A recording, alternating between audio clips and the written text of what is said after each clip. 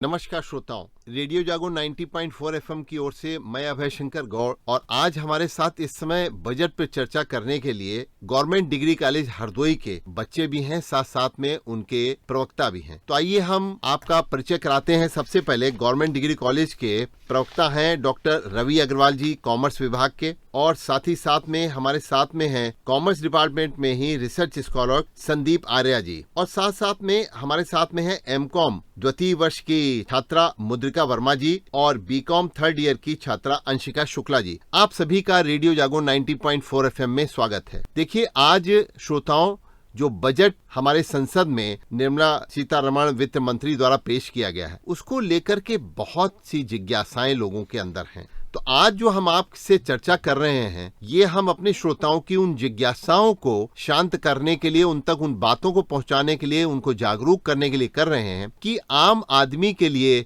इस बजट के क्या मायने हैं। सबसे पहले मध्यम वर्ग के नजरिए से देखा जाए तो इसमें काफी कुछ है, क्योंकि मध्यम वर्ग के लिए सबसे बड़ी चीज है कि 1 लाख रुपए प्रति माह, यानी कि वर्ष में 12 लाख रुपए तक की आमदनी अब आपको उससे छूट मिल गई है। अभी तक हमारे वहाँ 4 लाख रुपए तक था, अब वो एकदम से एग्जेम्पशन लिमिट जो है इनकम टैक्स की बढ़ा करके 12 लाख रुपए कर दी गई। इसी के साथ शिक्षा के क्षेत्र में काफी परिवर्तन करने के प्रयास किए गए हैं, क्योंकि ये बजट भारतीय जनता पार्टी ने जो पेश किया गया है, एक विकसित भारत के लक्ष्य को और वर्ष 2047 को सामने रख करके किया है कि किस तरीके से भारत 2047 में विश्व गुरु बन सकता है। तो आइए इसी पर चर्चा करने के लिए हम सबसे पहले बात करते हैं डॉक्टर रवि अग्रवाल, कॉमर्स विभाग में प्रवक्ता हैं गवर्नमेंट डिग्री कॉलेज में। डॉक्टर साहब, आप किस नजरिए से देखते हैं इस बजट को? नमस्कार सर, सबसे पहले तो रेडियो जागो की पूरी टीम को मेरी ओर से धन्यवाद। बजट सर काफ़ी अच्छा बनाया गया है, समावेशी विकास को ध्यान में रख करके बनाया गया है।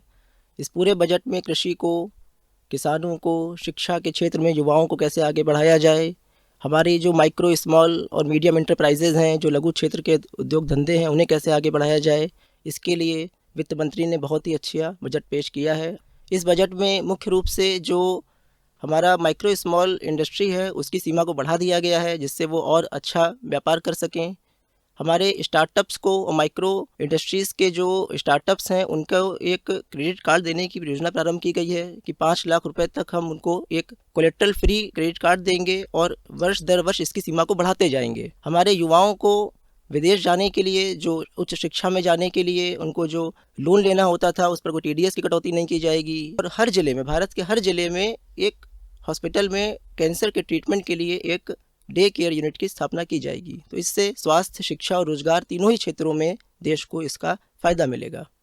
संदीप आर्या जी, आप गवर्नमेंट डिग्री कॉलेज में रिसर्च स्कॉलर हैं और कॉमर्स विभाग में हैं, तो आप किस नजरिए से देखते हैं और विशेष तौर पर एक किसान को इससे क्या लाभ होने जा रहा है? अगर हम बात करें किसानों को, इसमें सरकार बहुत सी सब्सिडी और बहुत से लोन उपलब्ध कराने के लिए किसान क्रेडिट कार्ड योजना को और ज्यादा अच्छे ढंग से बढ़ाने की कोशिश कर रही है। यानी कि खेती में उत्पादकता बढ़ाने पर सरकार का पूरा फोकस है जी। और साथ में चूंकि भारत सरकार ने 1 डिस्ट्रिक्ट 1 प्रोडक्ट स्कीम लॉन्च की है, तो हर डिस्ट्रिक्ट में जो भी वहाँ के रूरल एम्प्लॉयमेंट के लिए सरकार ने वहाँ के एक प्रोडक्ट को आगे बढ़ाने के लिए योजना लॉन्च की है। तो इस वजह से हमें आगे चल कर के, चूंकि हमारी जब एग्रीकल्चर इंडस्ट्री और रूरल एरिया इंफ्रास्ट्रक्चर हमारा डेवलप होगा, तो उसका फ़ायदा हमारे अर्बन इंफ्रास्ट्रक्चर को भी होगा। और साथ में ब्रॉडबैंड कनेक्टिविटी को स्कूलों में और उच्च शिक्षा के मंदिरों में यहाँ पे बढ़ाने की बात की गई है। हमारे साथ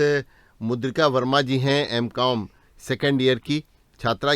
तो अब इस बजट में क्या आप देखती हैं, कैसे युवाओं को, आप जब आपस में बात करती हैं तो इस बजट के क्या मायने लगते हैं आपको? अब सर यही बात है, जैसे कि किचन का अगर हम ले लें हाउस होल्ड के लिए, तो जैसे हम लोग को जितना ज़्यादा हम खर्च करेंगे वो एक तरीके से रेवेन्यू हो जाएगा हमारी गवर्नमेंट के लिए, और जितना ज़्यादा खर्च करेंगे रेवेन्यू होगा गवर्नमेंट के लिए, तो गवर्नमेंट उतनी ज़्यादा सब्सिडीज़ वगैरह प्रोवाइड करेगी, फार्मर्स को भी बेनिफिट होगा। तो ओवरऑल बेनिफिट जो होगा वो गवर्नमेंट को होगा, और बाकी हमें टैक्स फ्री एक तरीके से, मतलब ज़्यादातर तो टैक्स फ्री नहीं कर रही है, बट लो टैक्सेस लगा रही है।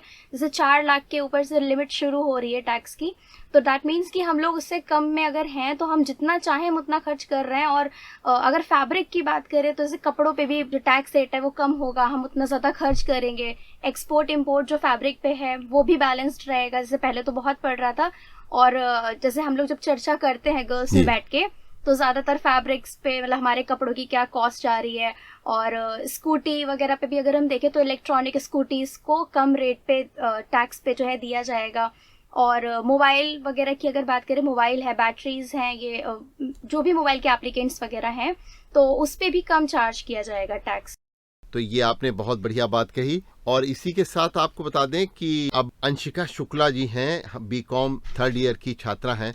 अंशिका जी, आप इस बजट से क्या मायने ले रही हैं? जैसे कि देखने में आ रहा है कि हम लोग के जो गांव और जिले वगैरह होते थे, वहाँ पे औरतों के लिए ग्रुप बनाए जाते थे, सेल्फ हेल्प ग्रुप बनाए जाते थे। वहाँ पे औरतें आपस में मिलकर अपने छोटे छोटे उद्योग में सरकार से लोन लेती थी, बैंकों से लोन लेती थी, छोटे छोटे कार्य करती थी, जिससे कि उनके घरों में आर्थिक सपोर्ट भी मिलता था। तो अब जैसे कि सरकार उनको मोटिवेट कर रही है कि आप लोन लीजिए और आप अपने आर्थिक स्थिति भी बढ़ाइए, और जिससे कि हम लोग के निवेश में भी वृद्धि होगी और सरकार जेंडर इक्वालिटी के ऊपर भी इसमें सपोर्ट मिलेगा।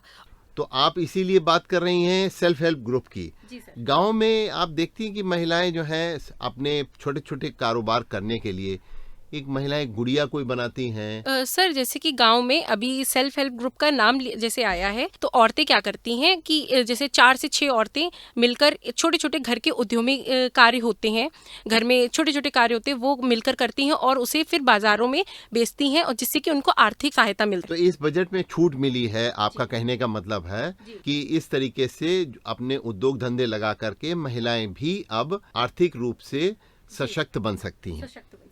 चलिए, बहुत बहुत धन्यवाद आप सभी लोगों को, डॉक्टर रवि अग्रवाल जी, संदीप आर्या जी, मुद्रिका वर्मा जी और अंशिका शुक्ला जी, आप सभी को बहुत बहुत धन्यवाद। आप सब गवर्नमेंट डिग्री कॉलेज से संबंध हैं और हम रेडियो जागो 90.4 FM की ओर से अभय शंकर गौड़ आप सभी को धन्यवाद ज्ञापित करते हैं कि आप यहाँ आए और आपने बजट पर चर्चा में यहाँ पे हमारे साथ शामिल हुए। धन्यवाद सर।